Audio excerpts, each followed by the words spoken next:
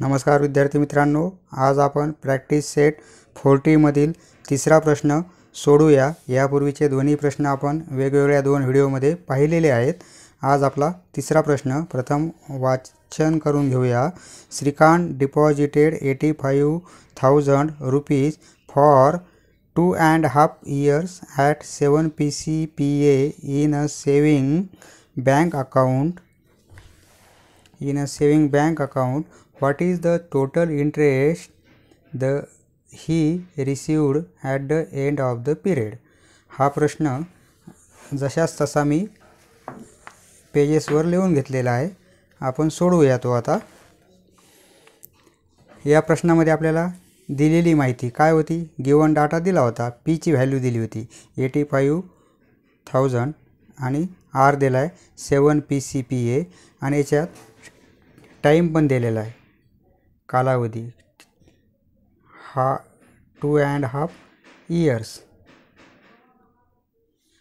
दिलेले आहे। तर आपल्याला काय करायचं याच्यामध्ये?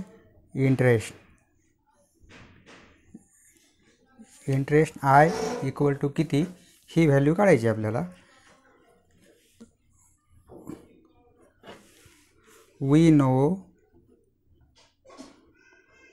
नो इंटरेस्टचा फॉर्म्युला माहिती आहे आपल्याला, P into T into R PTR divided by 100 किंवा PRT डिवायडेड बाय 100।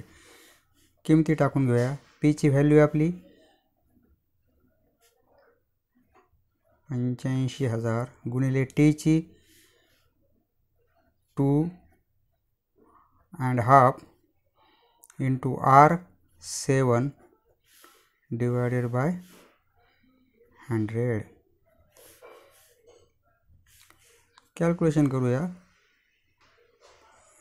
छेदातील 2 शून्य, अंशातील 2 शून्य कॅन्सल होतील, मग काय राहील 850 गुणिले आता 2.5 आहे। 2.5 म्हणजे बे दोन्ही 4 आणि त्याच्यात एक मिळवायचा 5 आणि छेद जसेल तसा म्हणजे 5/2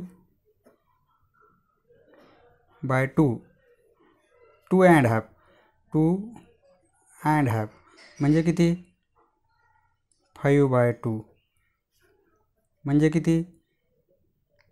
2.5। आलं लक्षात?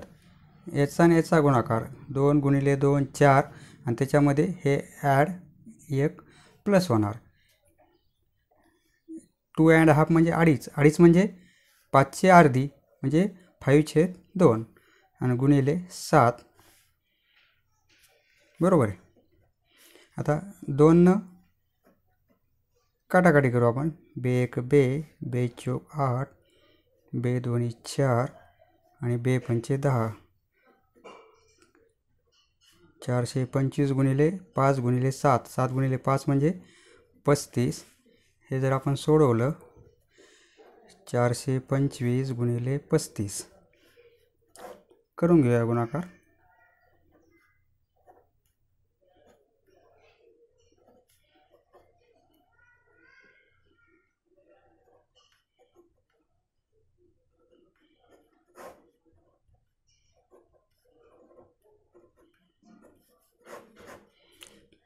गुणाकार किती आला आपला?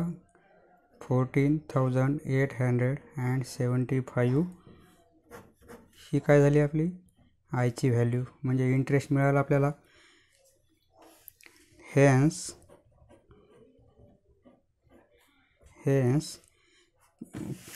प्रश्नातलं वाक्य उत्तर काढल्यानंतर जशाच तसं लिहायचं म्हणजे छान वाटते ते।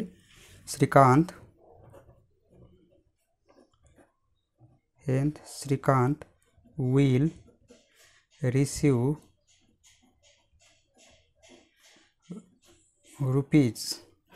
रुपीज असं लिहितात, र आणि मध्ये एक रेष द्यायची त्याला, ₹14,875 at the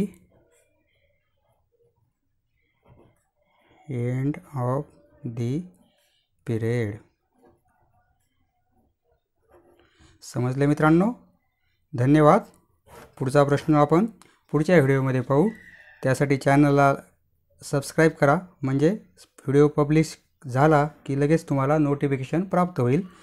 धन्यवाद.